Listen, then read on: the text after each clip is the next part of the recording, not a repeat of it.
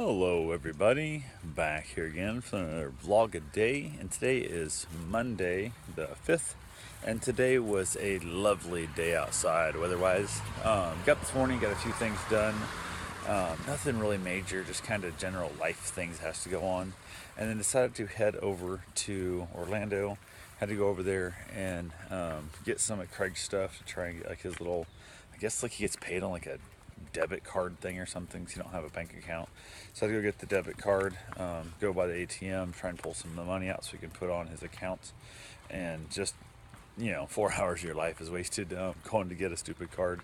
And was told there's supposed to be 250 bucks on it. There was 159, but the way the ATMs work, they charge you 350 to use the ATM. I don't know how people are dumb and poor. It's just so expensive to be dumb and poor. But it costs $3.50 to pull money out of the ATM because you don't have a bank account.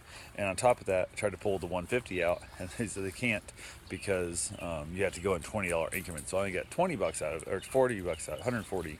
So now there's $19 left in there, minus the 350 they took. So now you're down to like 15.50 left in the damn thing, but you can't get your money because the ATMs only give out $20 bills, and they charge you 350 to take it out. So I looked into trying to put in like a couple of dollars, going to try and put in like $4 in there that would cover the 350 and add their 50 cents to the account to give me back their 20, which would be like a 16.50, bonus.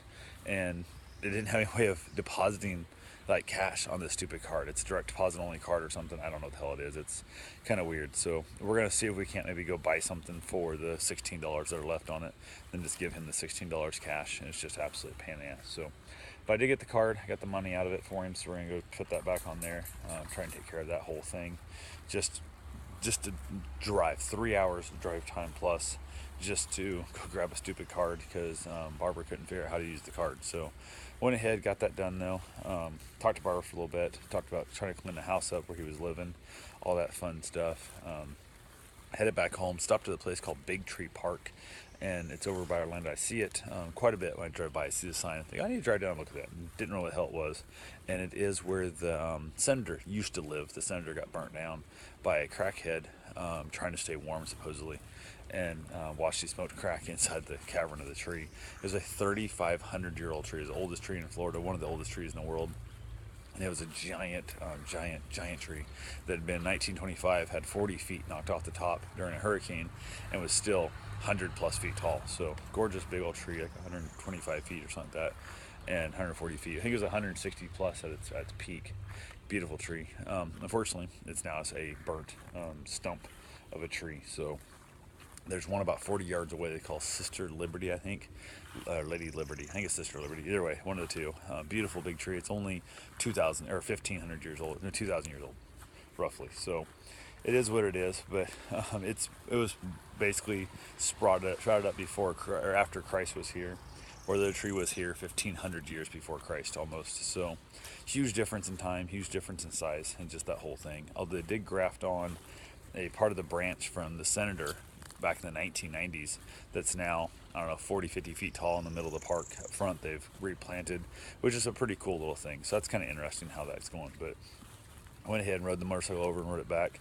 Had a decent time on the bike. I don't mind. I like riding the bike. So went ahead, got back, got a couple of things done. I'm just exhausted. I woke up with stomach issues.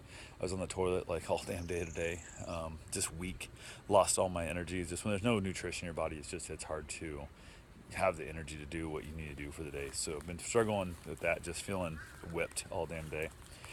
Did come back, got a few things done here and there. I wasn't gone for real long, so I made a fairly short trip because I had the dogs here, and I basically couldn't be gone too awful long. But went through, had a great day. Yeah, made the best of the day I had, let's put it that way. So from there, went ahead and got a few things done. Then it started raining. It poured down rain like hell, like torrential downpour, like bad enough I didn't want to go running. I didn't feel safe not getting hit by a car. So went ahead to wait till after 5. Can't get off work. She went and run for me, which or went with run with me, not for me. We had a great little short run. I knocked it about 2 miles. She did about a mile and a half. Absolutely just a wonderful evening. Had some leftover chicken wrap. Just chilled out and watched a little bit of Netflix at the end. Just kind of had fun. She's peeling the burnt skin off me, the sunburn.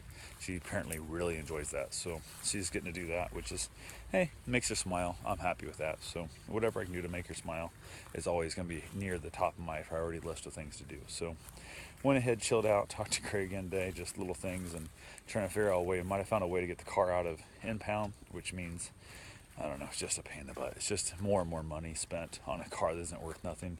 And we're still trying to make the decision: do we buy the car?